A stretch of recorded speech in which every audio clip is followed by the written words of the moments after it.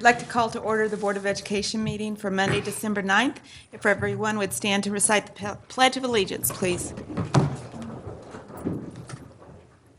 I pledge allegiance to the flag of the United States of America and to the republic for which it stands, one nation, under God, indivisible, with liberty and justice for all.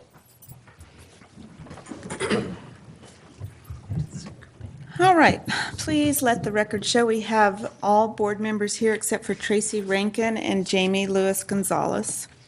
Okay, and Madam President, while we're doing that, I would like to thank everyone for their attendance here tonight, and I would like to point out that we are well aware of the fact that tonight, for some reason, the schedule collided with the Parade of Lights, which a lot of people were disappointed in that. I did call to find out what that was about, and Victory Electric actually is in charge of the event. It's a major event for our community. And the director was gone last Monday, and because of the new staff that was in charge, they felt for scheduling purposes, it was best served on the second Monday this year. It is anticipated in the future that it will remain on the first Monday, and so it won't collide. It works better for the city council because their meetings are at 7, where ours starts at 6. So I just wanted everyone to know I looked into that and thought that there was a reasonable explanation, and we're sorry tonight, but we must conduct business, and this is my job, so I chose job over chili. And we appreciate that. All right, thanks for the explanation. Okay, we have adoption of the agenda, including the supplemental personnel report. I'd make a motion, we accept the agenda, including the supplemental report. Second. We have a motion by Jeff and a second by Tammy. All in favor? 5-0. And Pamela, you approved, or you looked at the bills? Yes, Madam Chair, and I looked at the bills and found everything in order and would like to make a motion for us to pay the bills. Great. Second. We have a motion by Pamela and a second by Ryan. All in favor? 5-0. And we have a slew of special presentations tonight. The first one, we've got a group of handsome young men here from Dodge City High School men's soccer team for their third place finish at 6A State.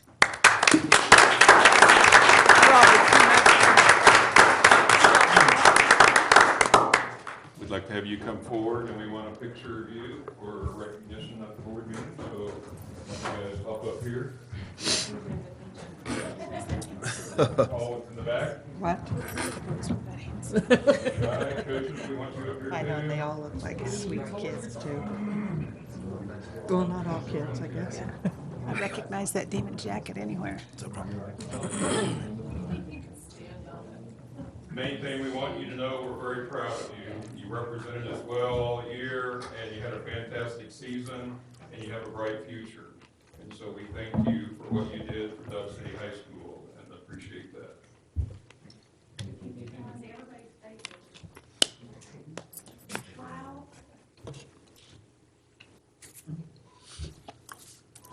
Here we are. That is.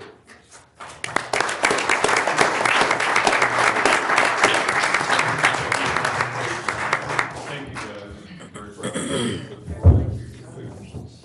Thank you, Coach. I'm very proud of you. Way to go, guy. You want to introduce the next one? Yeah. I'll do this.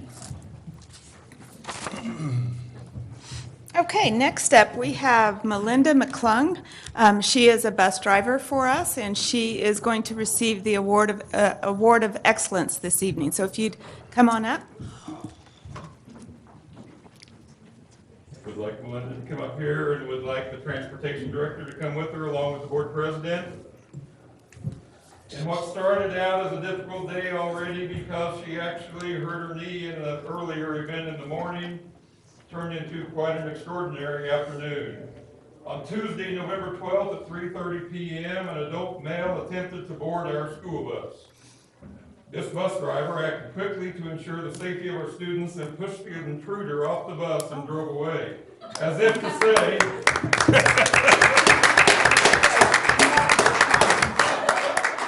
but she said, not on my bus. Not on my bus. Boom. So tonight, we not only recognize her brave actions and how much we appreciate Melinda McClung for her noted bravery beyond the expectation of duty, But we compliment the entire transportation department because of the way that they handled the situation from the beginning with notification of law enforcement, contacting all parents, and we did not even have a late arrival on the route. Everything flowed perfectly, so we thank you for that.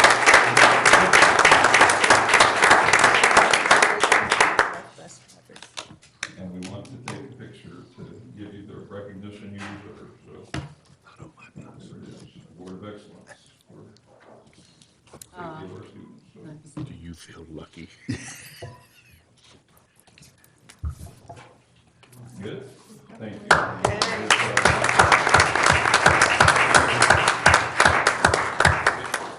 We have one more, and that involves our high school principal, Ms. Feist. We actually have one after that, actually. They get a strong down there. They don't even have stuff. While it is not in her nature to be recognized as a district, we are always proud of our leaders when they are recognized across the state. We congratulate tonight Ms. Jackie Feist for being recognized as a recipient of the 2019 Principal Advocate Award. She received this award at the KSCA Fall Conference that was held last month in Emporia State University. That stands for the Kansas School Counselor Association. Your recognition makes us proud. Thank you.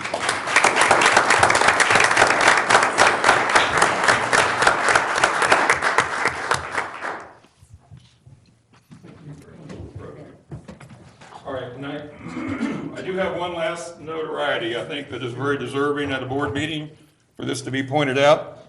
Friday evening, late in the afternoon, we received a phone call from a lady who wanted to send out a special notice. She happened to be in the Sirloin Stockade in Oklahoma City and noticed a crowd of students in the back. And she was overwhelmed by their behavior and how positive and how polite and how courteous they were. And it was unlike what she normally sees. Upon leaving, she noticed that the vehicles were from Dodge City, Kansas. And she went out of her way, Miss Hutchins, Hutchins, from Oklahoma City is her name. She went out of her way to contact the district office to let us know how impressed she was of our kids for their excellent behavior. I thought that deserved great recognition. We don't hear enough positive news, and that was fantastic to get a call like that from that lady. So, Mr. Gifford, if you'd please pass on to the basketball team that we are noticed, and it was in a positive way. I'm very grateful for that. So, wanted to Very share that good. with the board as well. I thought that It's was always nice to fantastic. hear good news. Absolutely. Know who's watching. Yeah. That was fun. Very good. Well, that was fun. Okay, we have next up the Stuco reports. Alexa Alba is not able to be here tonight because she's in the Parade of Lights. So we have Elise Helfrich here for Dodge City High School Stuco.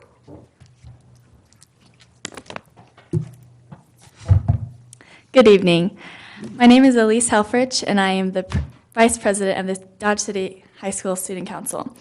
And I will be filling in on the behalf of Alexa Martinez, our president.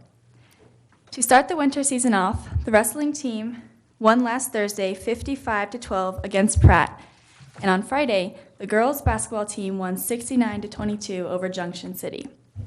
The boys basketball team put up a good fight, but unfortunately lost 73-42. An upcoming event is the annual floor show to be held in the DCHS auditorium on Thursday, December 12th at 7 p.m. This year, the theme is I Want to Break Free. Tickets went on sale last week and can be purchased in advance at the DCHS Athletic Office or at the door for $5. Mark your calendars for January 23rd, 24th, and 25th for the annual Tournament of Champions. You will be receiving more information soon from the TOC committee when they come and speak to you on Monday, January 13th. Thank you for your time, and don't get blown away this holiday season. Thank you, Elise. Thank you. Good job. Okay, now we have Arias Armenta from Comanche Middle School.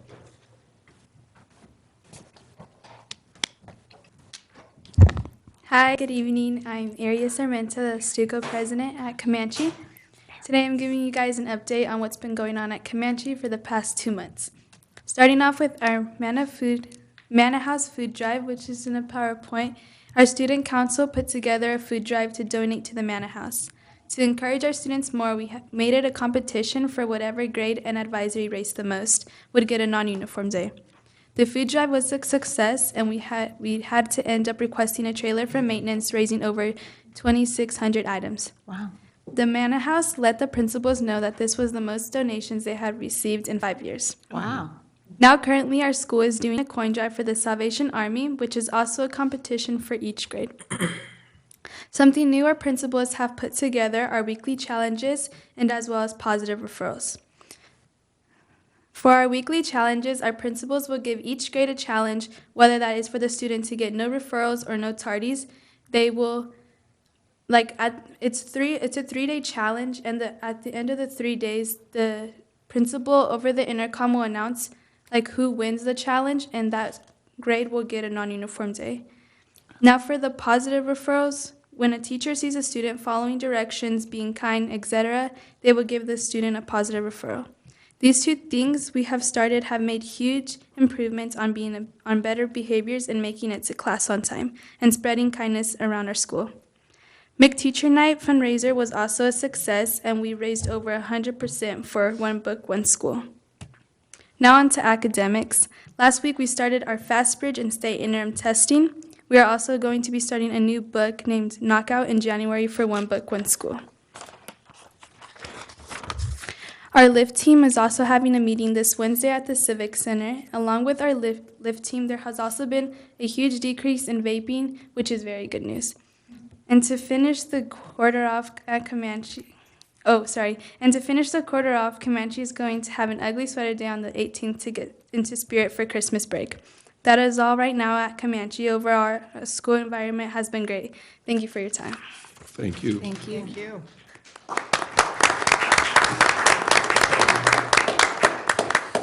And next up, we have Dodge City Middle School, but I don't think it's Maybelline.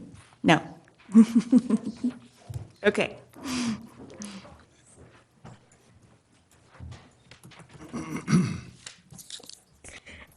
Good evening, I'm Zariah Simmons, and I'm here to represent DCMS because our student officers are all participating in Parade of Lights, or the basketball game. Right now, going on downtown is the annual Parade of Lights. Our 8th grade band is marching in this parade. DCMS versus CMS basketball game is also happening tonight.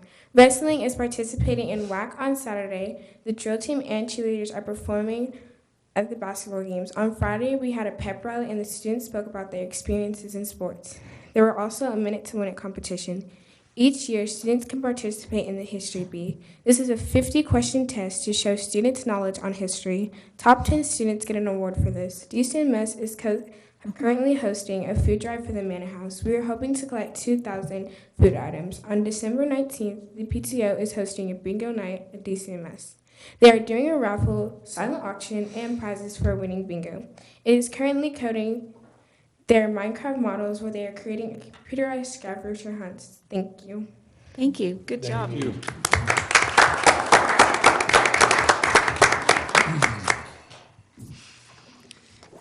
Okay, we're ready now for recognition of visitors. Persons may present ideas or concerns regarding USD 443 schools. No action will be taken by the board at this meeting. Personalities and behavior of employees are not to be presented during this period, but are to be reported to the employee's immediate supervisor. The president shall determine the amount of time to be spent for citizen participation. Please address or approach the podium now if you'd like to address the board. All right, we'll move on then. We have next the consent agenda, which includes the approval of personnel, including the supplemental personnel report, approval of minutes from our November 25th Board of Education meeting, approval of Bright Beginnings Policy Council minutes for September and October, approval of donation of used ambulance cot from Clay County EMS for the Dodge City High School EMT class, approval of renewal of Frontline online learning platform, approval of breakfast after the bell grant application for Will Roads, and the approval of Wild West STEM Camp Grant Award. I make a motion for approval for the consent agenda. Okay. I'll second that motion. All right, we have a motion by Tammy and a second by Pamela. All in favor? 5-0. And we've got Dr. Springston ready to jump in. Good evening, Board of Education, Dr. Dirksen. I appreciate the opportunity to present an update on the English Language Arts curriculum alignment and material adoption process. It is an informational item at this point, and so I'll go through this real quick. And first of all, I do want to highlight and thank the ELA Work Group Committee. We started this work in September of 2018. Really, when we started working with TASN to align kind of what our current practice is. And so we have really dug in over an extensive period of time. We're at a point right now where we're in the final stages of being able to present information for full faculty review and then a decision that will come, or a recommendation that will come to the board for action. So in your packet, you do have some dates in there I do want to make sure that you guys are aware of, and I have emailed these opportunities out to all district email accounts.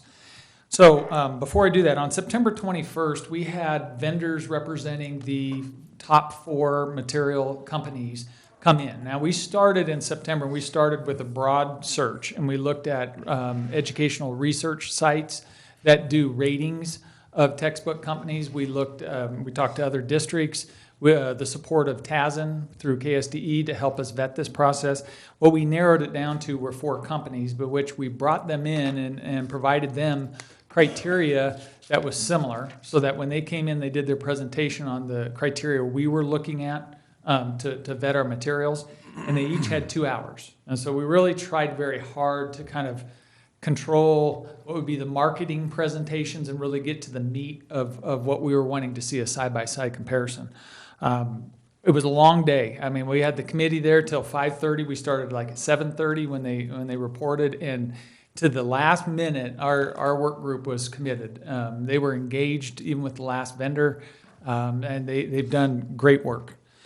So that was on the 21st. Then we met as a committee on the 4th to develop, and again, at this point, as of today, there has been no recommendation. I've not sought any kind of rank order from this committee. That's not appropriate until we have an opportunity to provide our staff a chance to see the materials and provide their input as well. So on the 4th, we sat down as a committee and developed a side-by-side comparison. So in other words, how we rated on the criteria of the rubric and supporting documentation. So this will show what came out strong and maybe where some gaps were.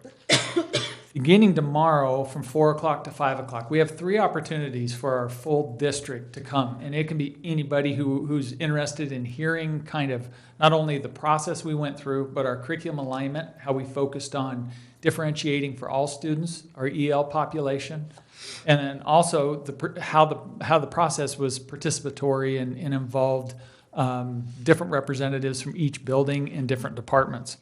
So on December 10th from 4 to 5, on the 11th from 6:30 a.m. to 7:30 a.m., and on the 12th from 5 to 6 p.m. We're going to host similar presentations for anybody that wants to come, and our work group will be doing the presenting. I'll start it off to talk about kind of the intention and the timeline and what we're going to do with these materials to kind of have the materials being used consistently K-12, and then they will then go in and describe the process and the findings. We will hand copies by grade level. So anybody comes in, if a first grade teacher comes in, they'll get the rubric that shows the company side-by-side rating, so they have a copy of that.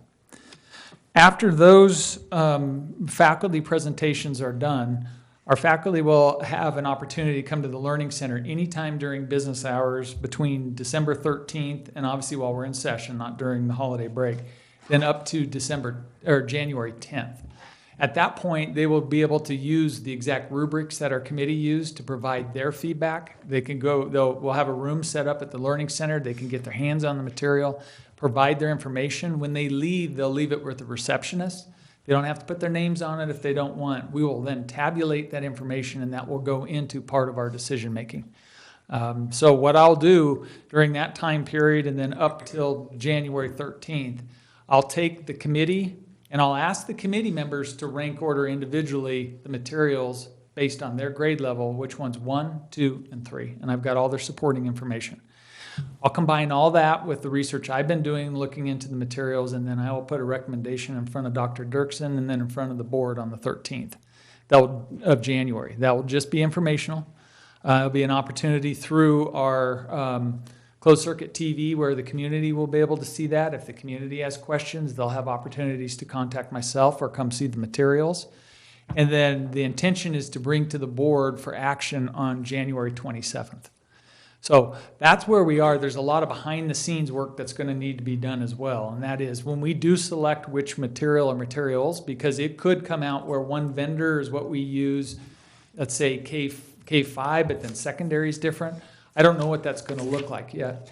Once we determine which materials we're going to select, then I'll bring the committee back in and we'll look at where were potential gaps where we might have to supplement. So we'll get the primary basal, and if there is anything where we feel like we need to strengthen up, either through professional development or additional resources, we will determine that at that time too, to bring to you guys. So it has been a very thorough, and I feel very comfortable about the process on two fronts. One, I feel confident about the materials that we'll select will be good it will support our curriculum. It will be good for our teachers. I think the second piece that I'm most proud of is the committee's work, the way that they took ownership in this and their voice was heard. They represented their buildings, their grade levels, and they were able to share that information back to their buildings and district-wide. So we intend to learn and improve from this process and then replicate it when we start the math deep dive beginning in mid-January. Are there any questions that any of you have as far as the process or what's coming up? I applaud you for the extent you're going, Yeah, that's nice. the great lengths you're going to communicate it. Yeah. I appreciate that. Thank you. Thank you. Very good. Yeah. All right, my second item is an action item, and it's a contract that's in front of you for Dr. Socorro Herrera with K-State. We currently have some contracts with her, working with Beeson Elementary. What we're looking to do is to extend that reach to include Lynn Elementary and Dodge City High School. I'll back up and kind of explain how we got and why these buildings were selected. But I started working with Ms. Feist and her staff probably last, fall, talking about the Newcomer program and kind of the direction and the needs. And her staff really dug in and started doing the work of saying, okay, what should our EL program and our Newcomer program look like at the high school? From that, we started naturally involving Dr. Vinton in his office. He was a key partner and player in this, as well as we brought in Dr. Herrera because she was here working as part of our LINK consultant, but also working with Beeson. This is Beeson's second full year contracting with Dr. Herrera to support our culturally responsive instructional training for our teachers. That's one of the three goals of LINK. So LINK is reading, writing, and culturally responsive classrooms. She literally is an expert in the field, and we're lucky to be able to have her. So we had Beeson last year. High school started having conversations. So we started connecting Dr. Herrera in there, and what it's done is it's been able to give us a scope of work that you see presented. Lynn was brought into the conversation last May. So Tammy and I sat down with the 4 elementary principals of our targeted support schools as part of the Kansas Learning Network. And we started talking about, okay, what will be our look going forward next year to help both with the accountability component, but most importantly, to help support our 4 schools. The cost of Dr. Herrera makes it such that this is not a long-term sustainable pathway. We know that. I think in a previous board meeting I shared with you guys, as we vision our professional development plan going forward, we're going to look at contracting when we need that depth of content expertise or we don't have the scale to deal with, to roll it out. In this case, it's the content component. Our intention is to be able to use these 3 schools as a beta and then beginning next year start to add more schools and be able to maintain after we get the critical mass moving and we got the foundation laid. So there'll be 2 years at Beeson, about half at the high school and Lynn, that we'll be able to start to transition into us taking over this support.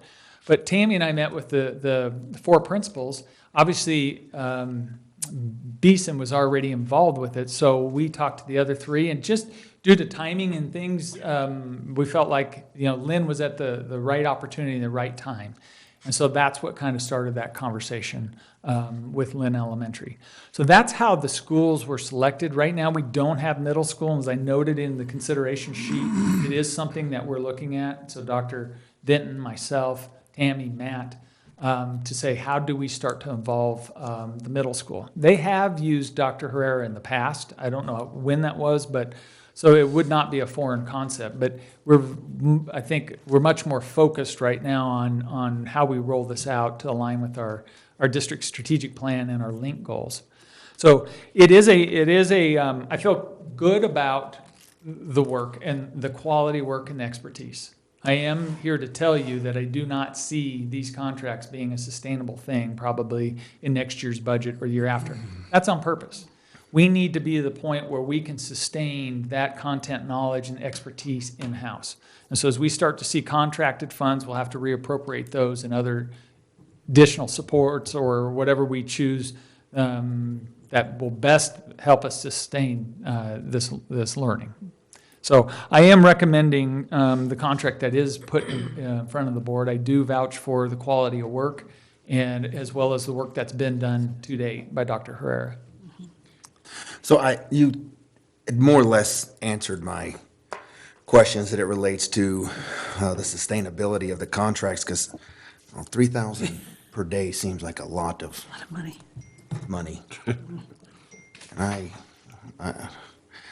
I guess I don't have a further comment than that, other than I don't know how I feel about that. How many, I'm sorry, go ahead. No, that just seems like a lot. How many of our students are we talking about in one of our elementary schools and the high school? I would have to defer to Ms. Feist as far as the high school numbers, but elementary, it services all of the students at both elementary. All of the students? All of them. So she has gone in, I can speak for Beeson. So she goes in and works with the faculty, helps give the content, but then also model lessons. She does classroom observations and provides support, almost like a coach. And this is the person who writes many of the books related to this field. So she's very hands-on. The thing in Mr. Osmus, you're 100% correct. It's hard to put a dollar figure. What should $3,000 look like? That's a hard thing. It's hard to. What I've seen happen in Beeson is, and whether or not this is an appropriate price tag for it or not, but I see over the last year and a half, and Tammy can attest, is such a cultural shift in the conversations that our teachers are having about our students that come in from different countries, cultures, and how we incorporate that into our instruction. Because that's been, even as reported by our teachers, that's been a missing piece, is we know through the research that Dr. Herrera provides, is that is an important component if we want to open and unlock either language acquisition or those that have sparse or sporadic language acquisition. I mean, just to help our kids feel acclimated and grow. Dollar-wise, it's. I think we have to look at it as, are we moving the needle to a point where this is going to be, one, impactful, not only to the culture of our instruction, but most importantly to our students. It's unlocking that potential. Let me, if I could digress, I'll give you an example. I was sitting in Beeson doing an observation of one of our coaches in a professional learning community meeting with our teachers. So they were leading this, and the principal actually shared a story of a student. So this is a student that came in, did not speak English, but there was an activity, and all these activities are supported and trained by Dr. Herrera. And what the teacher did through these activities is, part of what we do when we read is we're also writing. And so we have many strategies like linking language and explicit vocabulary, etc., and the writing component. So what the teacher ended up doing is, with this student, had the student draw a picture and tell their story, because there's a language barrier, in a picture format. Now for us, we might think, well, okay, but that student, in listening to that teacher share the examples of what happened, that kid knew everything that was going on contextually. The barrier that young man had was just simply language. So how do we unlock that so that does not become more of a hindrance than it should be? So the young man understood what was going on, contextually knew the vocabulary, and could show it and demonstrate in a picture. So that's an example of a strategy that, may seem simple on the surface, but it needs to be taught and it needs to be reinforced so that we're kind of opening those doors for all of our students.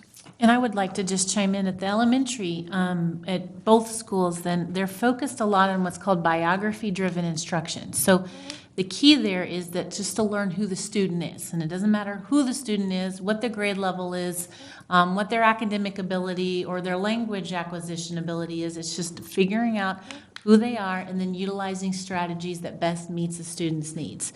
And so it's huge for our second language learners, but all of our students and our teachers are really benefiting from it. So at the elementary level, it is hitting all students. And then going back to the high school, I'll let you guys kind of take from there. If you want a number, it's probably about 250 kids so far this year, and then you can double that number second semester.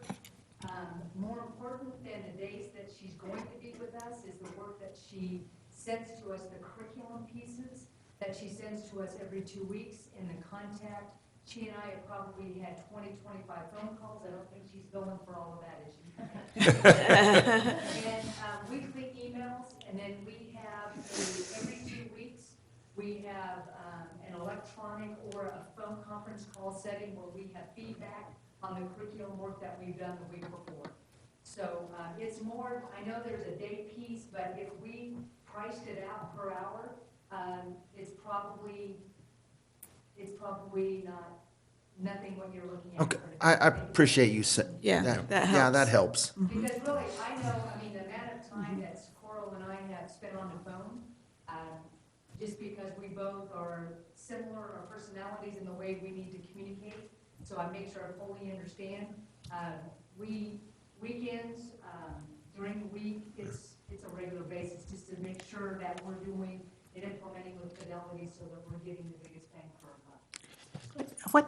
What are we hearing back from the teachers? What are they saying about it? Are they buzzed about it? Are they thrilled about it? Are they like, oh, it's another program? Yeah, that's what. Would you want to share to that? I have a lot of videos on what classroom instruction looks like for many of my teachers at BSEN. And particularly, if you have newcomer students that don't speak the language, they're still able to be part of the class and contribute and using their language. So I feel like every child feels like they are part of that class instead of being What do your teachers think of it? It's completely changed.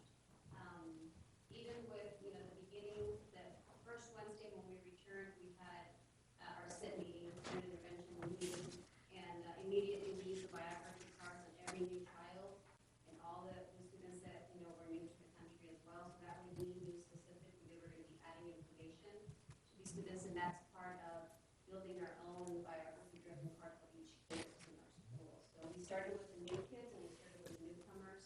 We just keep building on with our SIT kids as well. So it's just really truly getting to know the child, getting to know the family, and being able to then make sure that, we are teaching the standards to the best that we can, using all of the strategies that support us. And the teachers feel like this program specifically has been a major benefit. It's not a program per se, but it's really truly going inside the classroom. And how do you teach core subjects at that specific grade level to all the children that are there in front of you? I will. High school level, the teachers came to me and wanted to work with her. It wasn't me or any other administration saying, we need to do this. So it's a lot of work, but they are excited about the fact that we're finally getting a true sense of how to operate a newcomers program and fill those gaps.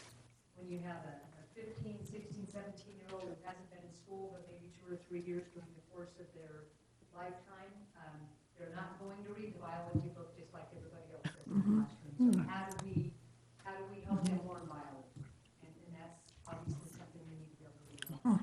Yeah, As far as the phone calls, the conference calls, everything that we can emails, she's the same way with our teachers. Each grade level is a little bit different. She treats each grade level like, a differentiated classroom in our school, so there's a lot of different dialogue that goes back and forth throughout the years. So, yeah, there's no doubt that there'll be some good work done. I truly appreciate the work, and as some know, I have a niece that's a newcomer. She's born in the States, but raised in Mexico. She's here now. Make a long story short, she was 15, so she's very intelligent, learns quickly. She's just a language barrier. And kudos to the high school. She's doing very, very well. So I support the work, but the $3,000 price tag did cause me some pause, but I appreciate your explanation, Jackie, and that, or thank you. I appreciate So I can add to that. When I talked to Dr. Herrera, that is a K-State fee. The interesting thing is the K-State professor who's working with our counselors is not charging anything. So when I talked to Dr. Herrera, $3,000 in the consulting industry is very high. I mean, if you're $1,500, that's a pretty, that'd be above median. $3,000 is pretty high. What I did do and why we're not getting bills for those phone calls is because I put it per day. That would be the days that you're here, but anything in between to shore up is all part of that contract. And so that's what we had presented to her, that all that connecting work and follow-up stuff is just part of that per diem rate. It is a high price. I wish it was less, but I can tell you when we start moving the needle and those things and build that critical mass that we then can take internally and support, I think that money will, what's that commercial? Priceless? Well, if it's Kansas State, it is the best. I don't want to put you on the spot, but I do want to ask how we transfer the newcomers programs at the middle schools, because that's as hugely important as well with the high school and the grade schools. So how are we going to be able to assimilate that for them? Well, I wish Dr. Vinton was here to be able to provide insight in that. That is our next phase. I don't have the answer to that yet. I do know that that is the pending question, because we do need to move that direction. He has met with us, Dr. Vinton has met with us to talk about what's going on at the high school and what possibly may be moving now. Good, because we definitely need that, and we understand we're inundated there as well, and as is the whole district. And so this, to me, it's worth what we're doing, because not only is this person nationally known, but we're seeing benefits, and she, for whatever reason, is vested in Dodge City. So I appreciate that greatly. So I truly do. And so to replicate this in the other schools, are we going to use you, the instructional coaches, principals, teachers, all of the above?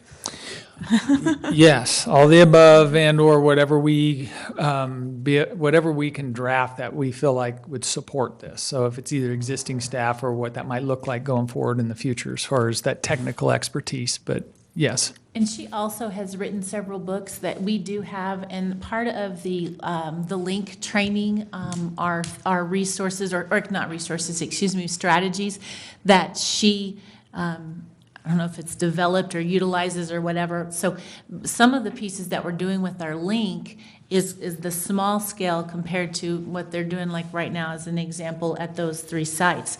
So we are utilizing those types of strategies on small scales, kind of giving them a little bit and then coming back and that kind of stuff. So we do have some of those pieces already everywhere as part of the grant.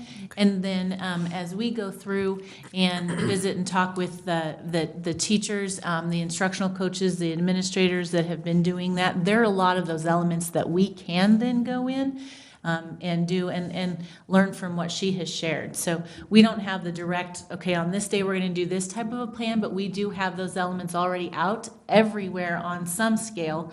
The only ones that don't have that yet is what will come in next year is our cohort 3, because we've not gotten them in that rotation. So there's some of that already. Okay. So the final thing I'll say, and then whatever questions or action you want to take, but to your point, Madam President, if you've learned something from me over the last 18 months, it's very systematic and repeatable. So I have every intention to visit with staff that's implementing this in the building to develop that plan and what this is going to look like, because the sustainability. If we're going to put this kind of money, it's not the money. The money is our taxpayers' money. It's very important to spend that wisely, but it's the impact. So how do we sustain that? And so it's the leadership of our administrators, but if they win the lottery tomorrow, how do we sustain this thing? Not that Martha or Jackie would go anywhere, but maybe they would. If they won the lottery, maybe they would. But we need to be able to. They would be gone. Okay. But I appreciate this discussion because I understand the newcomer program a ton better. I'm not even going to tell you the assumption I had about it before. Well, and the piece too, and this is part of what Scott's talking about being repeatable. We can replicate the curriculum, if you will, as a framework. Okay, so it's not coming to say, here's what you do, then you do this, then you do this. You can adjust that to whatever level. So we're looking at level 1s and level 2s in our building, but we're going to set it up for level 3s and 4s next year. It's just a matter of building it to meet the needs of the kids coming in, because they change every semester. Right. Every year. So it is going to be easy to replicate and to be able to use. I have one more question that's kind of around this. So the paras that are the interventionist, okay, because I want to know how that ties in. Okay, that's fine. All connected. Okay, any other questions? All right. I make a motion for approval. Okay. Second. Have a motion by Tammy and a second by Ryan. All in favor? 5-0. Thank you. Thank you.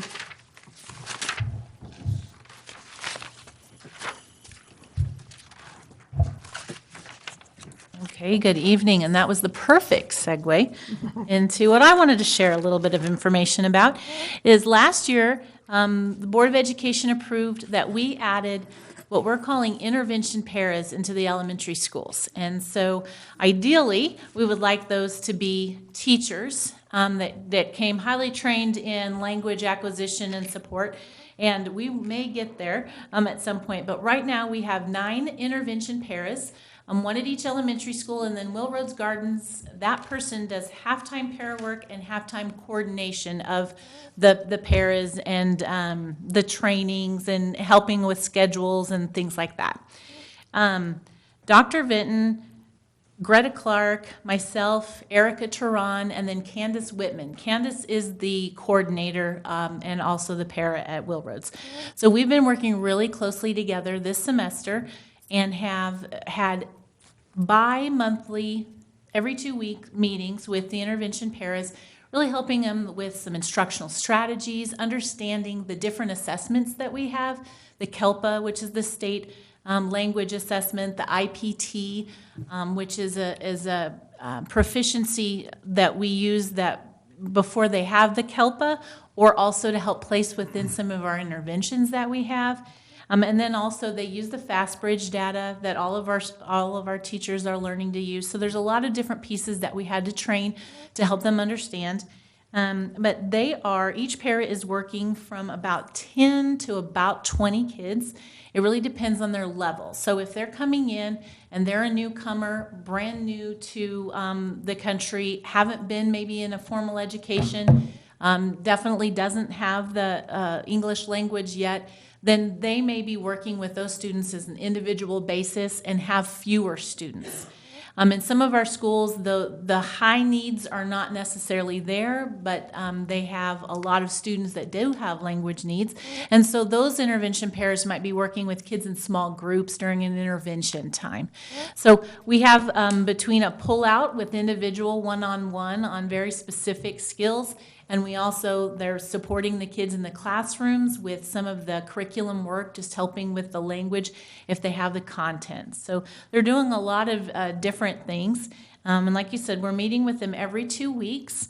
We're also starting to, Dr. Vinton and Ray are working to develop a language plan, and there's a lot of those elements in FileMaker that we already had, but we're just pulling them into a report so that the intervention paras can keep track of all of the interventions that they're doing. They're also working really, really closely with our parent liaisons in the elementary schools because we know that the key to really supporting our kids are to make sure that their families are informed and supported as well. And so the liaisons and the paras are working hand in hand We're doing a lot of planning a lot of common trainings that are coming up where they'll do some common pieces, and then the liaisons will look at it from the family standpoint, and the paras will look at it from the instructional standpoint. We will continue to offer professional development as the semester goes on, and a lot of those pieces then we will tie in with the biography card and the strategies that we're using during the link. We had initially thought about just putting them in the link training, but they're coming with a different background and a different intention. So we're working on how that will look specifically, and then that will be part of their professional development. But as an example, they are using the biography card, which Beeson is using on all of their students, and all of our link people are putting it or doing it on a few of their students to kind of learn more about it. So all of those things are tied directly together. I've got a couple of real quick stories that I wanted to share. At the meetings, when we visit with them, we ask them to share some positives, like what's working, what's not working, what questions do you have, and a couple of them shared some stories. And one of them is a third grader that came new to the country and had been very limited in his schooling experience and didn't have any English, and just really kind of frustrated in school because there's a lot going on. I don't understand this place, and I definitely don't know what you're saying. And so he was not really verbal in any language during school. They knew he had language, but he wasn't expressing it. And so the intervention para a couple of weeks ago pulled him in. They were working one-on-one with their math concepts. And she had asked him to tell me, can you count for me? Tell me as many numbers as you know. And so he started counting, and he counted to over 100 when she finally said, like, wow, that's awesome. I'm really proud of you. And it stopped him and said, now can you write them? And she gave him a hundreds chart, which is where they start with 1 and they go to 10, and then 11 and goes to 20. So he wrote all 100 of his numbers, and because the chart stopped, he stopped. And then he started telling her how the numbers were connected in the patterns, that here it had all the ones and here it had all the twos. So he went from a kid who really had no clue with school, definitely didn't talk in much of anything, to saying his numbers, writing them, and expressing verbally that he picked up on patterns. And, you know, it's a third grader, so of course we want him to get past that, but that's pretty exciting. Another one was a first grader who is new to the country and had not been in any school and just really struggling even with some behaviors because school again was really big and scary, and you're asking me to go to different places and be with all these people, and so they were really working with that child on just some concepts about even understanding this is a mom, this is a teacher, this is a student, just some of those basic concepts. And so she had gone home and worked on something over the weekend and then came back and started telling the intervention para about cousins and sisters and brothers and dogs and all these types of things that they had been working on, but she had not expressed. And so then they started talking about that, and then like mom starts with, and I don't remember what letter mom started with, but then they started talking about that. And so it takes some time, but there's been a lot of really good progress and some exciting stories. And then, of course, we'll be tracking data to see. So we're really excited about the concept. We've got very competent and capable paras, and we're really encouraging them to go back to school and get their teaching degree. But we're really pleased so far, and again, plan on continuing with trainings with them as we go throughout the year. So did that answer your question? Yes, thank you. What questions do you have? So do you have plans or hopes to have more than one para? Yes, we'll be coming and asking you for some of that a little bit later on. So we do have a couple of schools that absolutely need another person. And Dr. Vinton and I have talked quite a bit about it. We don't want to take somebody from a school because we have a couple schools that don't have the high needs, but they've got kids that have needs. And those intervention pairs are making a difference for those kids. And actually, like I said, more just because you can have more in a small group if the need isn't as high. But Beeson is a good example, and we've got some others that really could benefit from additional staff. And the nice thing is that we've come a long way from where we were last year without having any. And we're working on, Dr. Vinton's working on the handbook. We're piloting the language plan for some of the students this spring to see how that works. And so we're hoping to have a lot of those elements and kind of some of those bugs worked out this school year so that when we start next year, we'll even be more impactful from the beginning, and then maybe, hopefully, have a couple more at some of our higher needs schools. Our coordinator is our cheer sponsor this year for the high school, so some of you have seen her at football games and now basketball. But Yeah, and she's doing a phenomenal Yes, she job. is doing a great Working both instructionally, but also with Dr. Vinton's office to make sure everything's connected. And I think this is valuable to spend this time to help you know more about the program so that you have a more complete understanding of what's going on in our schools on a daily basis. So I really appreciate Tammy taking the time to provide this information and let them know that we're very pleased with the program that we're developing and look forward to seeing it grow. So. I will. Thank you. Thank you. All right, we are ready now for public information. Carrie? Good evening. I just have a few updates tonight. So one thing, I wanted to update you on the district calendar. That has been sent out for all of our staff to vote. They'll be voting now through the 20th of December. And then we will bring that to the Board of Education to take a look at that at the 13th, January 13th, and then we'll ask for your approval on that calendar on the 27th. And again, that is for the 2021-2022 calendar. So that is well underway.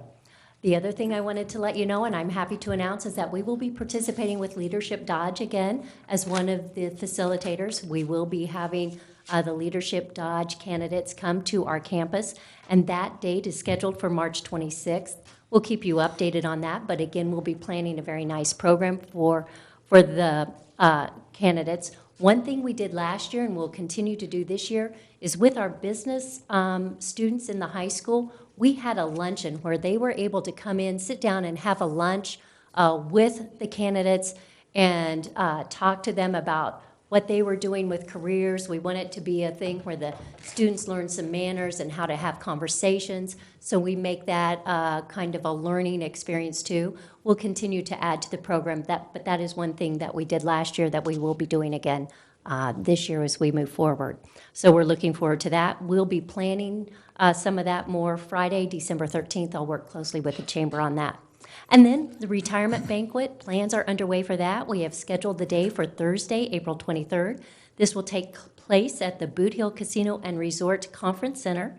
The banquet's going to start at 5:30 in the evening, and we will be sending out invitations and making sure that you're aware of that date. But we are working on that as well so that we can really honor our teachers and our staff that have been dedicated to our students. Then, as a fun side note, if you'll notice, we have cornhole equipment right up here up front, but we have that for each one of our board members to say thank you and Merry Christmas. So we have that for you all. And it was made by our Dodge City High School cabinetry class. So they built that for each one of you and for Dr. Dirksen.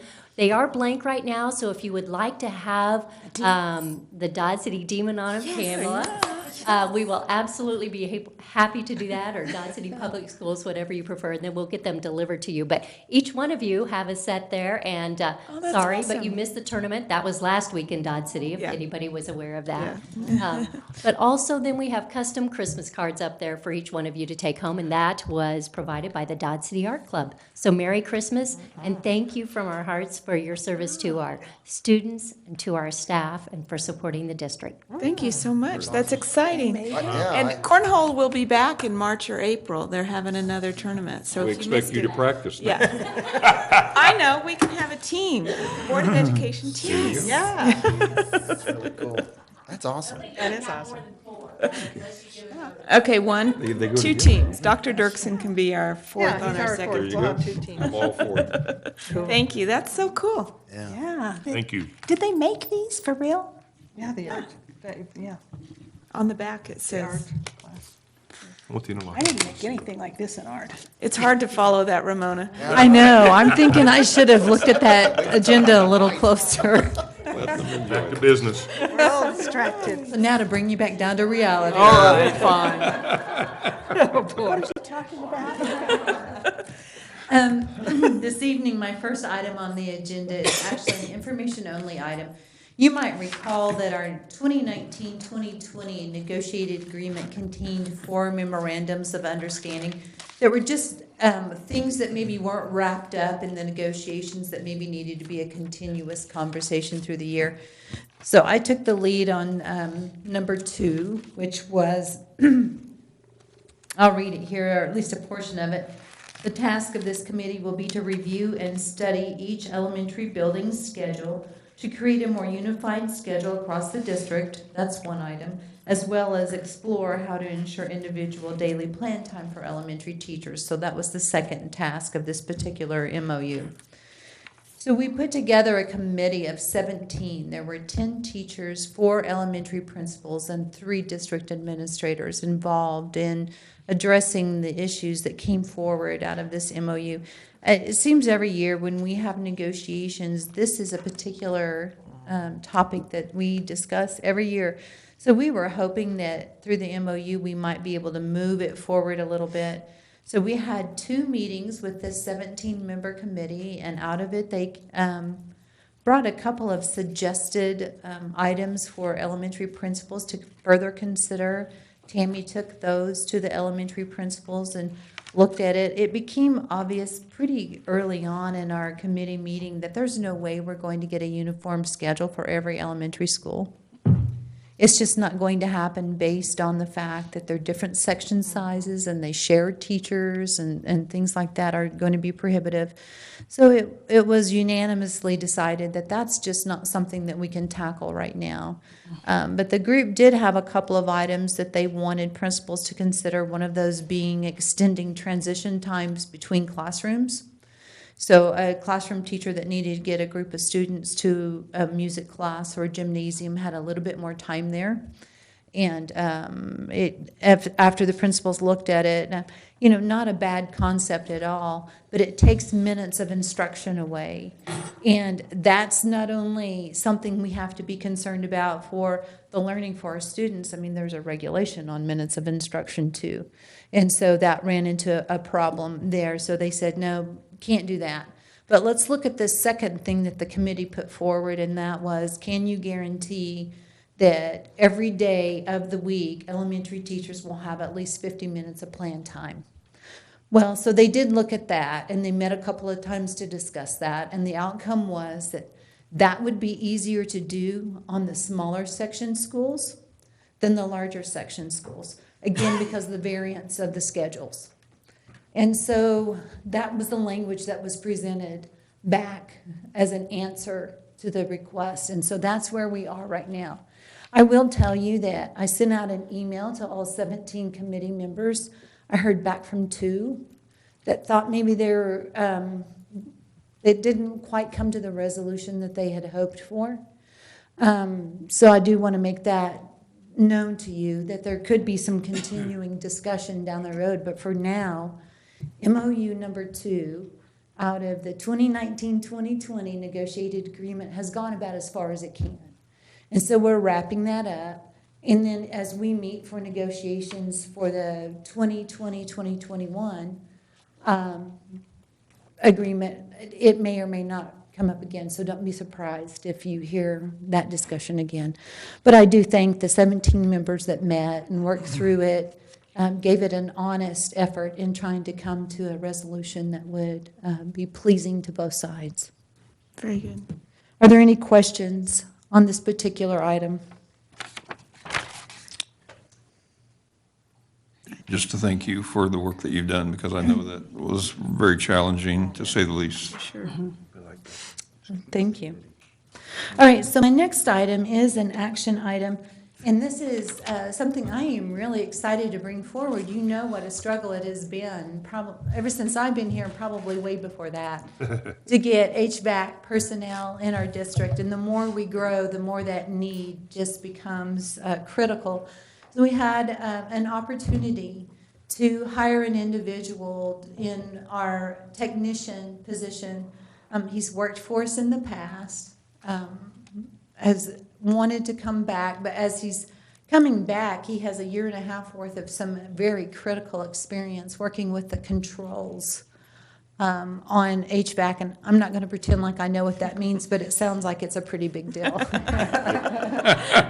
So I'm buying it.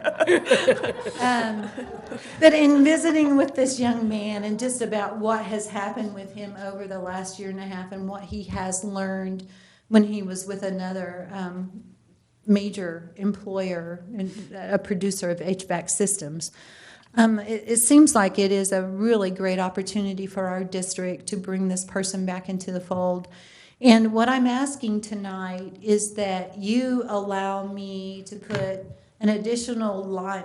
We already have a salary sheet that has the amount, the hourly amount that any individual could be paid, and there's several steps on that. I'm asking that a step that is currently blank, you allow me to create a position on that existing line for an individual with this kind of HVAC experience. It's not something we've ever had in the district before. And I think that, the difference between the line where he would be and the line where I want him to go is 90 cents an hour, which is, that's a nice little jump in pay for sure. But if you think about the money that the district may save in utilizing expertise that we have in the district rather than going to a third-party contractor to do that, I think that 90 cents an hour, it comes out to $2,000 a year, is pretty good investment. Yeah, I think it's well. Plus, we also are hopeful that this individual will be able to hire someone to fill our second HVAC opening and do some training, which is also not a position that we've been in before to do. So I feel like we're really kind of hit a jackpot here. And with your permission, I would like to put this individual that has been interviewed and hired, and I would like to put that pay where it reflects the additional training that he's bringing to the district. I think it's absolutely worth it. Yeah, this would be a great asset. I remember before I transitioned from the college, Hammer and I met on several occasions when he was still at Cargill about HVAC positions within Cargill as well as the community and looking at a possible program to help fulfill those needs. So, yeah, they're just, these individuals are rare for reasons. So it's great to be able to. I was trying not to do the happy dance when he was in my office. I'm so excited to have someone walk in and say, hey, I'm really interested in that, but here's what I'm bringing back. So I feel really good about this. $2,000 is one service call. Yeah, absolutely. I would make a motion that we hire, that we allow Ramona to create, Underline. to fill in the blank line. Okay. All right, we have a motion. We have a motion by Jeff and a second by Ryan. All in favor? 5-0. All right, thank you so much. Thanks, Ramona. Thank you. All right, Hammer is in the flight plan, ready to land. That was good. Good evening. Next on the agenda, I have a couple items. The first is, not long ago, we finished up audit from Kennedy McKee. Your permission, I'd like to bring forth their representative to kind of go over the results of that audit and then have a little action item at the end of that.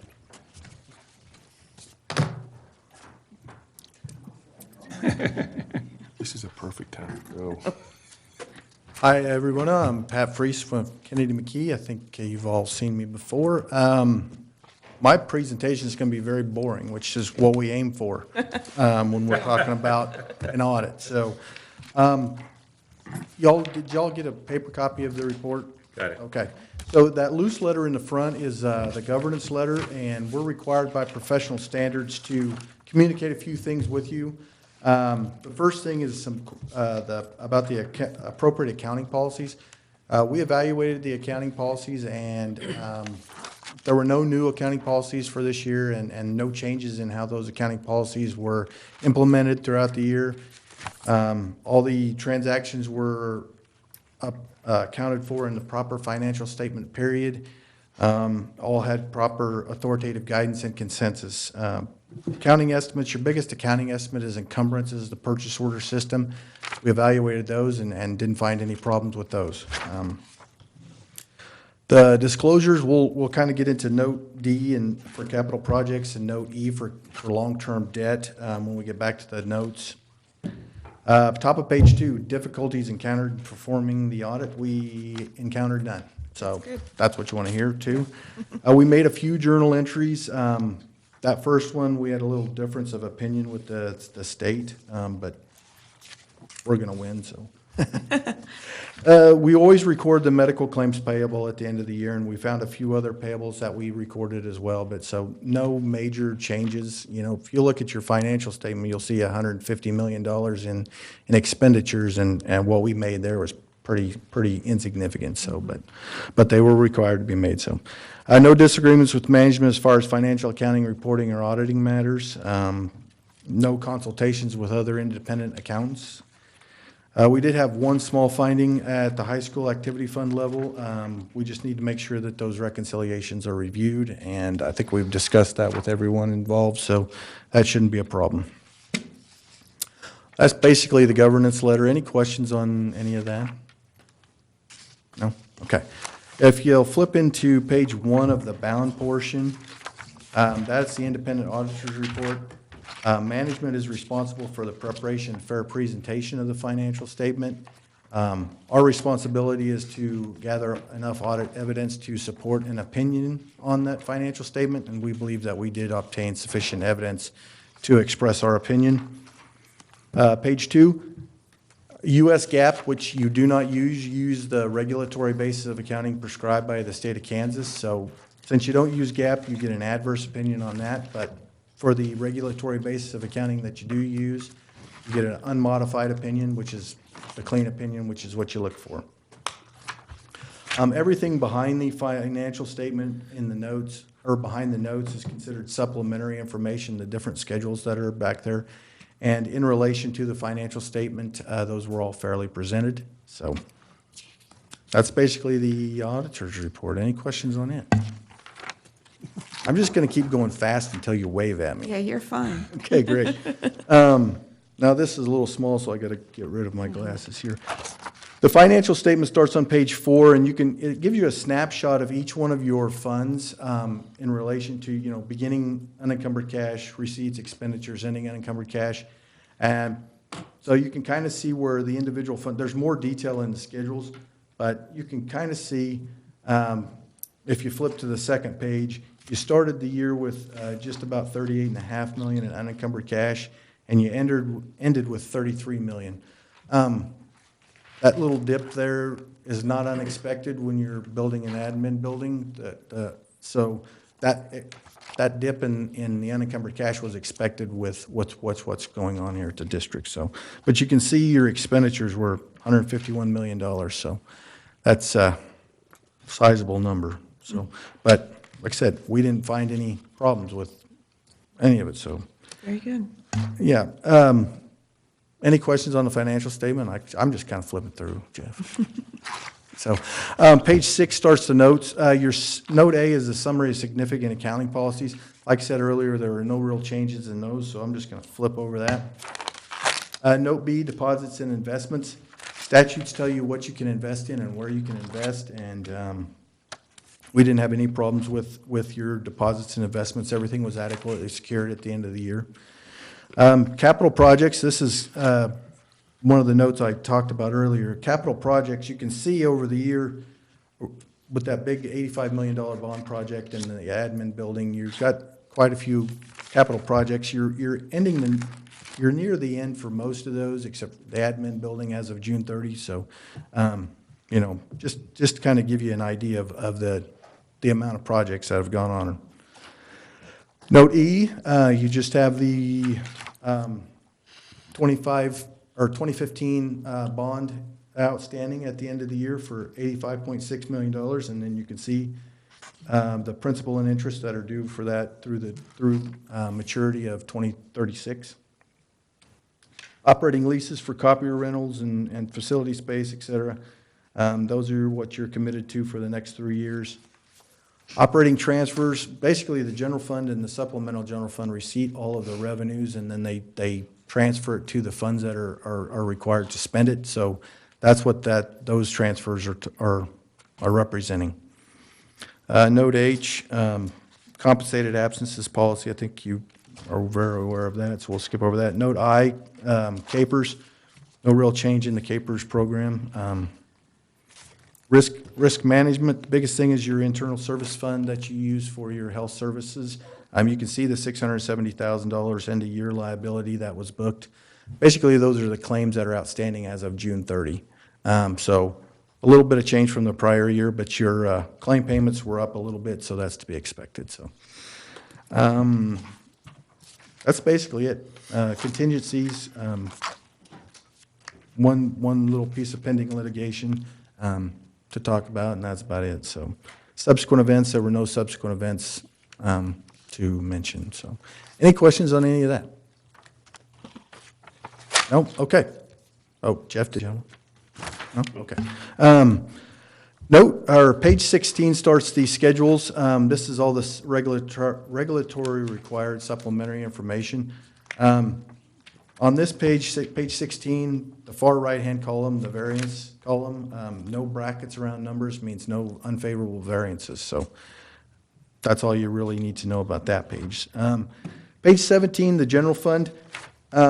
We've got schedules for each one of the individual funds that are budgeted in comparison to the budget. And the general fund, supplemental general fund, money gets shifted around between the two. You kind of used interchangeably, but like I said earlier, these receipt most of the money, and then they're transferred to the other funds that are required to spend them, the bilingual, the at-risk, et cetera. So parents as teachers, bilingual education, you get your transfers from the general and LOB fund. Expenditures up a little bit.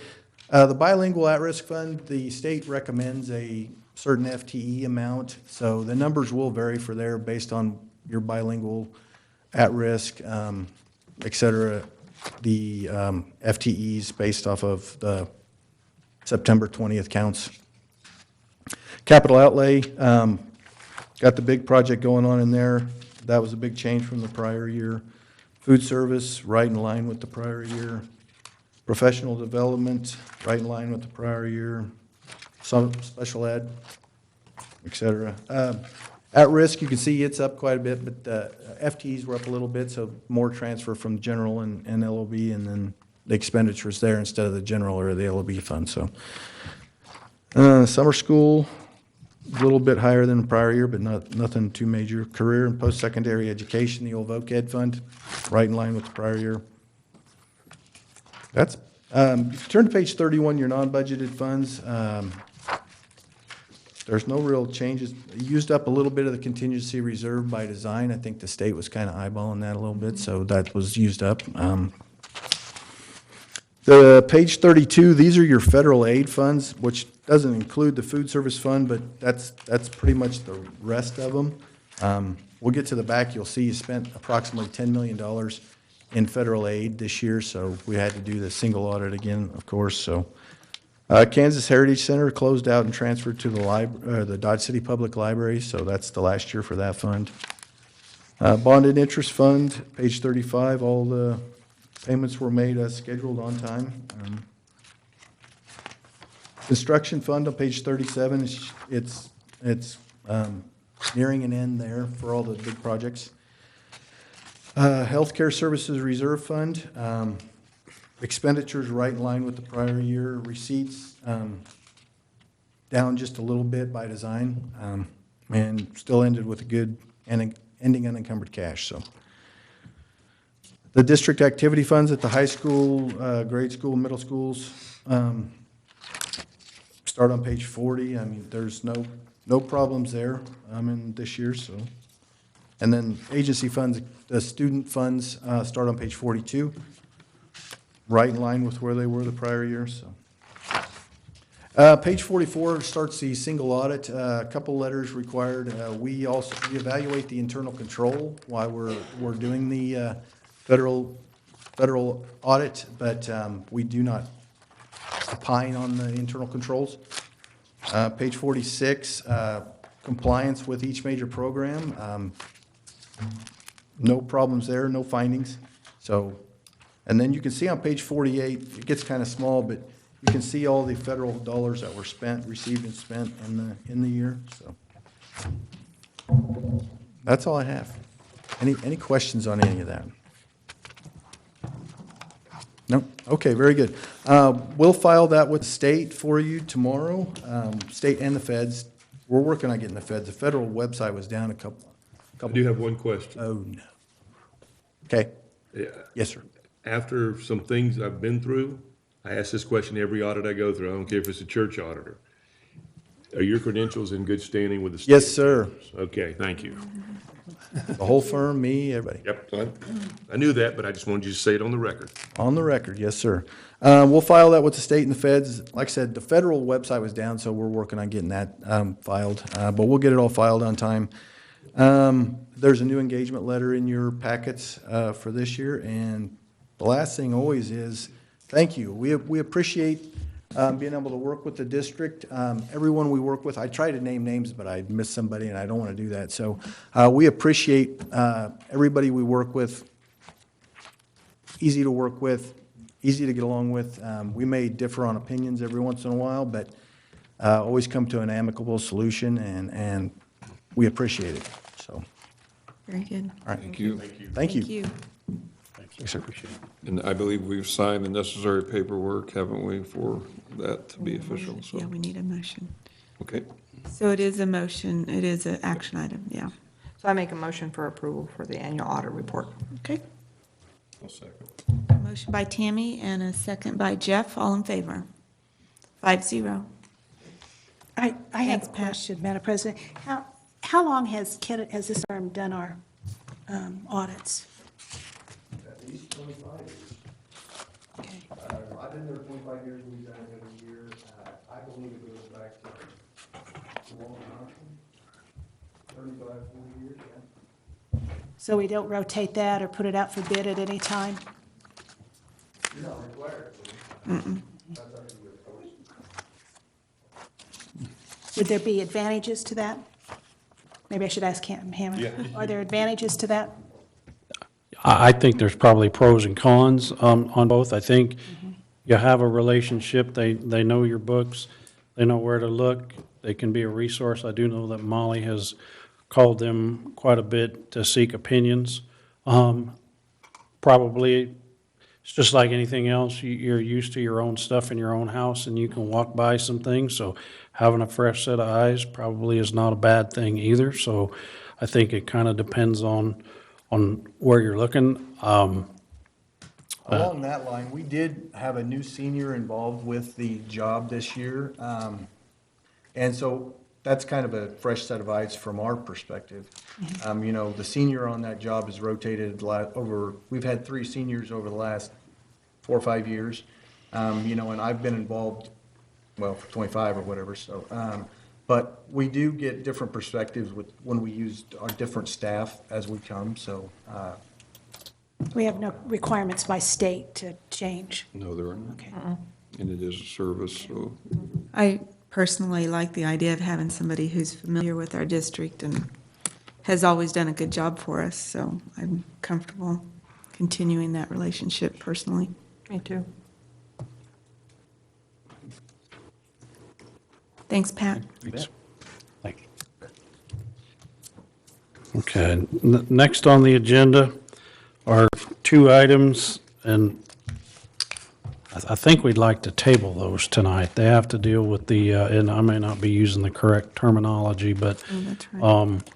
they have to deal with the contract between 443 and 613. There was some new information that came out just tonight between 3:30 and 4 o'clock on some confusions on some square footages, and we want to make sure we get all that right. So what we would like to do is, at the next board meeting, present The numbers aren't. a contract that has everything spelled out without any confusion between both parties. Yeah. So don't we have to make a motion to, table? or do something? It might be, because we did have it as an approved item, I think we would just note or vote to table this item until the next board meeting. by the next board meeting, what I hope to do is to have a sit-down with our new business director and the special ed director and the board president for 613 and myself, and we should include the board president here as well, I would think, but because that's never happened in this whole process. And Clayton can verify, we have 3 different contracts laying around tables. And the one this week earlier, we found we were looking for information on the junior ROTC program when we came up with another contract, one of the 3, that we didn't even know was a part of it. And so after finding this one, we were just befuddled, to be honest. And we want to make a commitment that is fair to 613 and fair to the district. And we're not trying to compete with retail space in Wichita. We're trying to provide offices for the special ed cooperative that can coexist with us being the lead as the district with new administrative offices. Plain and simple. Yep. So hope to do that by then. So I would ask that you table, and that would also include the furniture bid, as we'll clear that up as well, and maybe in one motion we can take care of both, so. Okay. I'd like to have it this week before the 613 meeting, if possible. I can't do it Wednesday because I'll be out of town. Okay, and I'm gone Thursday. And I'm with out the Governor's Tuesday, Council. Wednesday, Thursday. So there you go. That's how that happens. So how about Monday? Certainly. 10 o'clock Monday night's open. Thanks for your help, Ms. Weiss. Maybe shoot for Monday. Okay, so I make a motion to table the 613 contract and furniture till a later date. Did you? Okay, motion by Tammy and a second by Pamela. All in favor? 5-0. Thanks. That brings us to, I think it's page 128. And this is dealing with the last of the contract with Hutton on the bond issue. So basically, we have an actual credit of $4,278.08 on the contract, but we also had some issue with the coloring of some carpet in the high school, and they kind of went back and forth and determined that they could live with the color, and so they're giving us a credit of the $97,000. So those two together come to $102,278.08. So just needing your permission to basically bring that back, but that's all a credit back to us, and that should take care of the Hutton contract as it relates to the bond issues with the various schools. Okay. I'll move. I'll second that. Motion by Ryan, second by Pamela. He's quick to do it when we get money back. All in favor? 5-0. Okay, next, the next 2 items are related to vehicle and bus purchases. At our last board meeting, you guys gave permission for Diana to go get bids, and so she's got some results of those she'd like to go over with you real quick. Good evening. For the first one, for the activity, for the Suburban 1 and 2, I only received bids back from Lewis Chevrolet of Dodge City. For the net bid, $38,741 for one, and the other one, $39,741. And we did send out bids to all the other 5 entities, but we didn't receive anything back. Do you have any idea why you only got the one bid back? Typically, G&G will send something back because a lot of the other dealers do not make vehicles for 9 passengers, but I don't know why they didn't send anything back. I didn't receive a letter. Typically, they'll send a letter saying we're not going to bid or something like that, but we didn't receive anything. Interesting. Can we expand our bid area or not?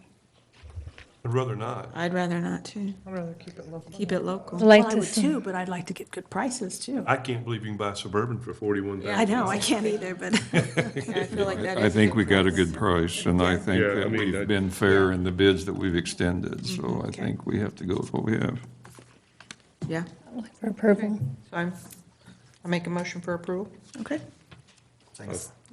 Motion by Tammy, second by Ryan, I guess. All in favor? 5-0. Thank you. The second approval is for the buses. I came last in November the 11th to request specs for a 77 passenger gas bus. And I received 2 bids, one from Kansas Truck for the net price would be $90,835. Midwest Transit would be $83,359. After reviewing the bids, I did come to the conclusion that Midwest did not meet the specs that you have approved by November the 11th. And just to give you some of what they did not meet was they have the engine that they built for the gas bus has lower, the Bluebird bus has a higher power. And also, there's like 9 items I could go over with, but some of them that are really particular to us is also the 5-year unlimited warranty that Bluebird offers versus Midwest. And you might think, okay, how much money is that? That is a lot of money when it comes to big vehicles like that. So I was recommending Kansas Truck for the gas bus. And I know that you guys are probably looking for the difference, the big difference between on the special ed bus, which is bus number 2. We requested a 40 passenger plus three meaning wheelchair. And Bluebird came in at $132,092, and International came in at $98,487. Big difference there is because they bid a C-type bus and not a D-type bus, which we requested. What's the difference between those? A C is a bus that looks like this. A D is a bus that looks like that. I can't see it. The flat nose? Flat nose front. And the reason that I bid a bus that looks like this is due to the air suspension, especially when we have wheelchair. On the bus that they sent bids on, that does not, they don't have front and rear air suspension.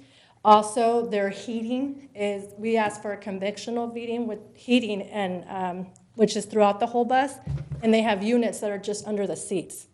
Especially with, with our kiddos in the back of the bus that are wheelchair students, I want to make sure that we have enough heating that it's accurate for both front and back. And there was about 20 items that did not meet our specs, so that's a big that's why it's a big difference. Yeah, sure. I'm really appalled that someone would send in something with 20 items that didn't That meet don't the fit. specs and then think that we were going to accept that bid just because it was a lower price. But I'm glad we had somebody paying attention. I was like, oh man, how am I going to explain that? Well, I'll get to it. Because I know it's a big difference. it is a difference, but there's a reason it is. Yeah, it's not a reason for it. Right. Appreciated it. Very We good. must have really worn those other buses out because $500 trailer. $750. Yes. I know, not much. More than I would have paid for. I move that we accept those. Are we I ready? make a motion, we approve. Or You're too slow. I'm too slow? Yeah. Pamela already made the motion.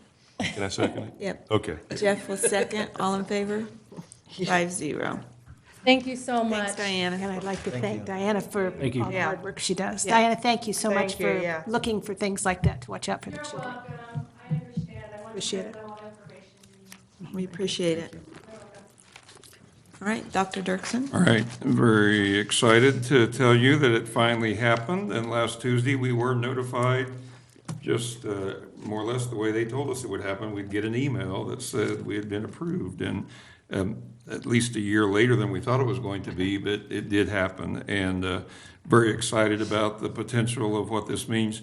I also know that they wanted to know no later than January, but I wanted to get it in as quickly as I could so that we could get started because time is of the essence to make everything work out. And I did include in the attachments the acceptance letter and then the contract or the memorandum of agreement, as it is called. And really just wanted to be formal so that I can tomorrow turn around and notify the colonel that the board has approved it, I have signed it, and I'll scan it to him tomorrow right away and include our preliminary minutes just to let him know that it was formal action taken by the board that granted me the authority to sign this agreement. Tracy is not able to be here tonight because of work, but she asked me to let you all know how excited she is about this. So Very it's good. it's a great deal. I'm glad. Is it time for a motion? Because I'd like to make it, I don't think she would mind if we would make it in her name, because that's something she's was very excited about. She and I talked about it at the conference, and I think that. Sure. Did you have something you wanted to say? Oh, no, yeah, just a quick question. If someone goes through the program, and they end up going into the Air Force, do they come in at a higher grade, or does that? Oh, those count, oh, okay, those count towards service for lack of a. I can't answer that, but I do know their years in ROTC do count in their total number of years in service. Okay, so that's, okay, so they were, okay, neat, cool, It's very good. awesome. I'm also on Lieutenant Moran's Naval Academy team, so we interview. So I'm super excited that we're getting it because it has made a lot of difference in a lot of the applicants that come. Awesome. That's great. That's good, yeah. Thank you for sharing. Thanks for sharing I'm glad that. our kids get some of that now. Yeah, that's neat. Okay. She already made a motion. Yeah, I made the motion. Okay, motion by Pamela, Oh, second. second by Ryan, all in favor. 5-0. When will we start? Yeah, good question. Hopefully, go ahead, Okay, the Jackie. new year. We'll actually hire the individuals who will be running the program ASAP as soon as you, Dr. Grossman gets the paperwork sent, the communication out. Tonight at 10 o'clock. Information back.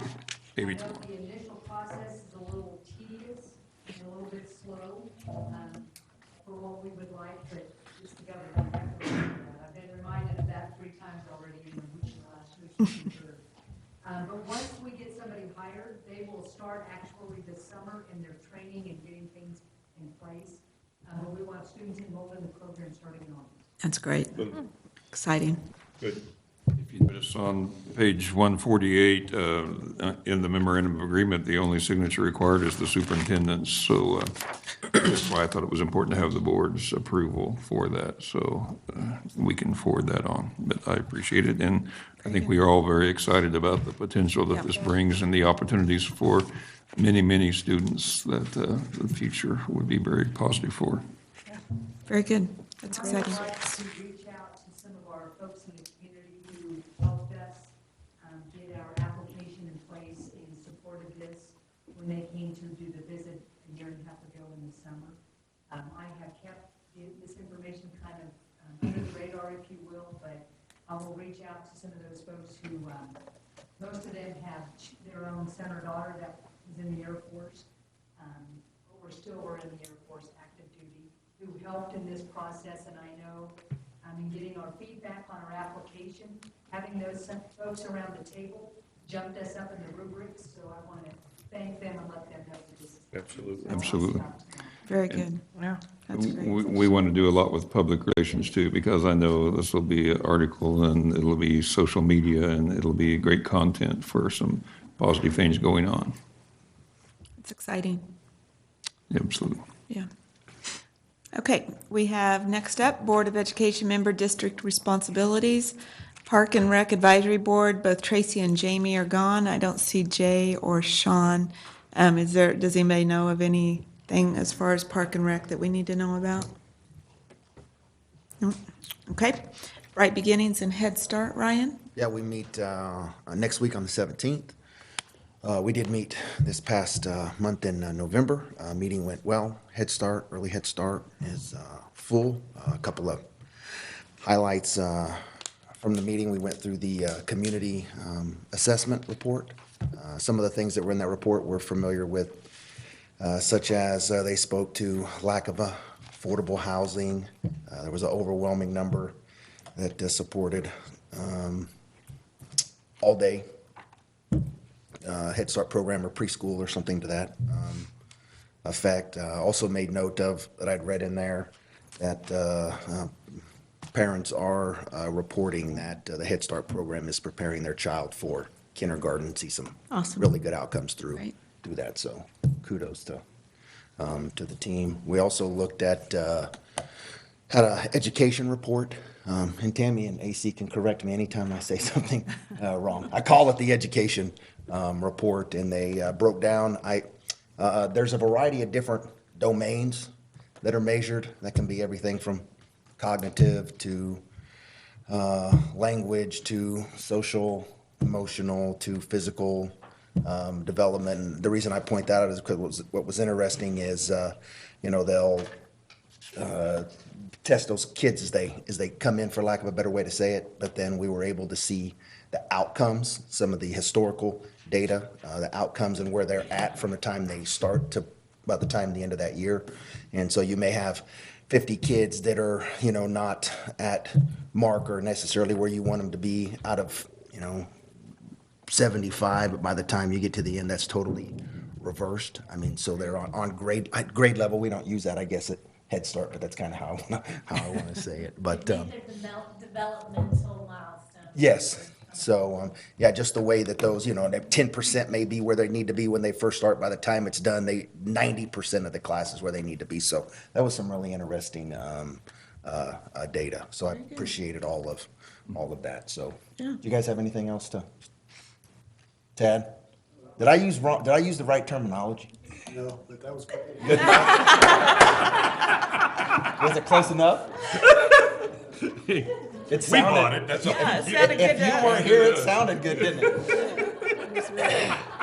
Oh, that's beautiful, brother, that's beautiful. All right. Anything else we need to know that Ryan messed up or? Okay. All right. Thanks, Ryan. Special education. Well, we got to sort out some contracts, and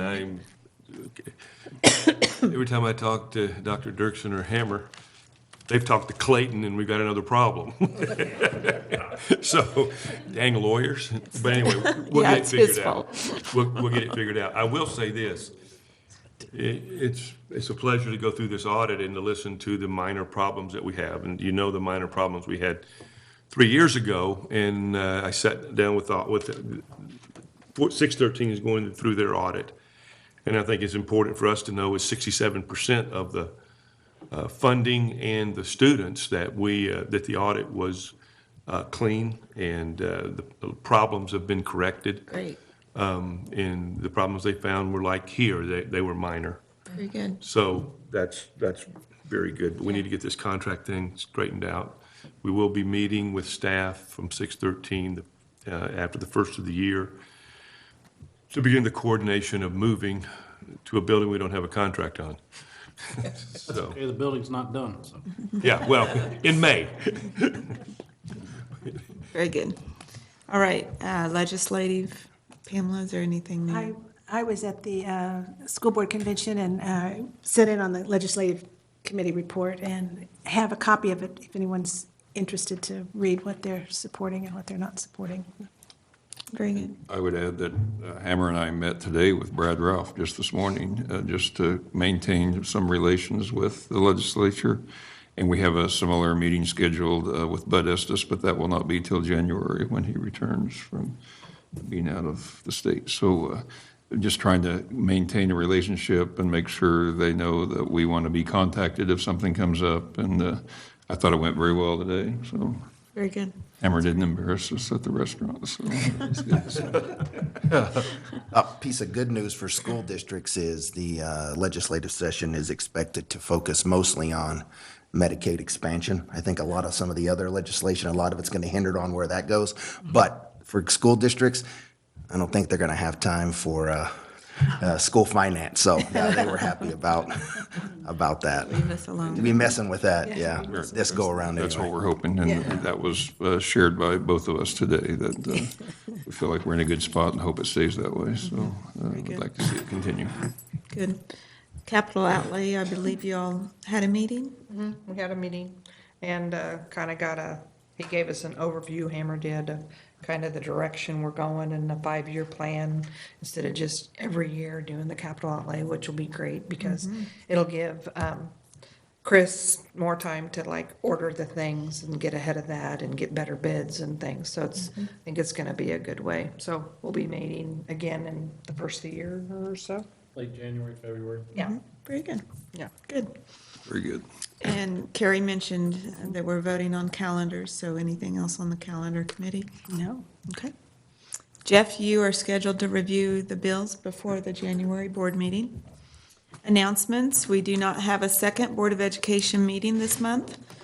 December 16th is the Administration Building's Christmas luncheon at 11:30. Board members are invited. Please let Deb know by December 12th, which is Thursday. I think, yep, Thursday. So let her know by Thursday.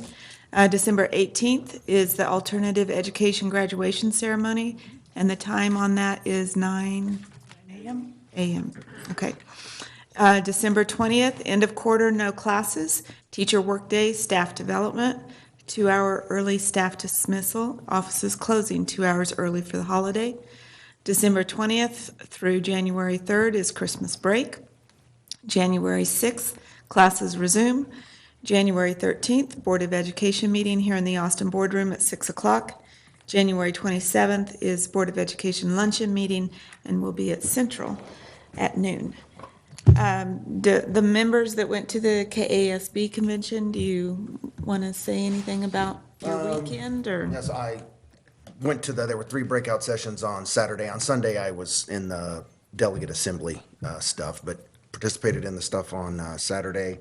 I went to a workshop on vaping, which I know we've talked extensively, about that in within the school district, and I dropped some information off for you. I don't know if you find it helpful or interesting, but I passed some of that along. Set in on legislative updates. I set in on that, some of the upcoming things as it relates not just to school districts, to just kind of statewide what's going on. So set in on that. And then I also set in on another work session related to those 2 that I just spoke about were great. There was some good information in there, even brought some of that back to Dr. Dirks. And then I sat in on another session that there was a committee that was convened that was looking into vaping and the kind of the national epidemic that's turned into, as well as bullying. But they really never got to the point to where they really told us what was found, I guess. There was so, but outside of that, they always do a very nice job. It's very professional. I always enjoy going when I can. So I had the pleasure of attending a presentation called The Uncommon Leader, led by our own Jay Gifford, who's not here. He was here earlier. And excellent job, and I was very proud to have one of our own do such a fine job and show that book, the Rise Up book, which I thought was wonderful. But it's he did a wonderful job and represented our district quite well. So I was very proud of that. Awesome. Very good. And I thank him. Thank him for us. I want to reemphasize on the 18th, if you can make the alternative ed, it's low-key. We're not trying to imitate commencement, but we are trying to give students acknowledgement and opportunity to understand that we give another chance, and you have a great opportunity in your life. And so there are kids, and it's very important that they've accomplished this, and we're grateful for it. So if you can be there, I think that would mean a lot to them. And I know I couldn't make the last one. I promised I would make this one. I picked a day off, and that's the day I picked off, but I'm going to this before I take my day off, so. I'm sorry. I enjoyed going to the last one, but I'll be out of town that day. I'm picking up my granddaughter from the airport, so that's awesome. And that's priority. So you lose. Yeah, and if you can't be there, I understand. I just wanted to make sure you. No, I just wanted to, because I appreciated, that was a good time. Yeah, that's neat. It was great. It was great to be a part of it. Okay, do we have items for future board meetings or additional information? Anybody? Okay, we need an executive session for discussion of personnel matters of non-elected personnel. We need I can name that tune in 15 minutes. 15 minutes, and we've got Dr. Dirksen, Clayton Curbs. And Ramona Nets. Do we need Hammer or no? No. Nope, okay. Okay, I make a motion for executive session for vote non-elected against personnel it. for 15 minutes. Second that. All right, we've got a motion by Tammy and a second by Pamela. All in favor? Ryan? I'm voting against it. I'm talking about hunting. Sorry. 5-0.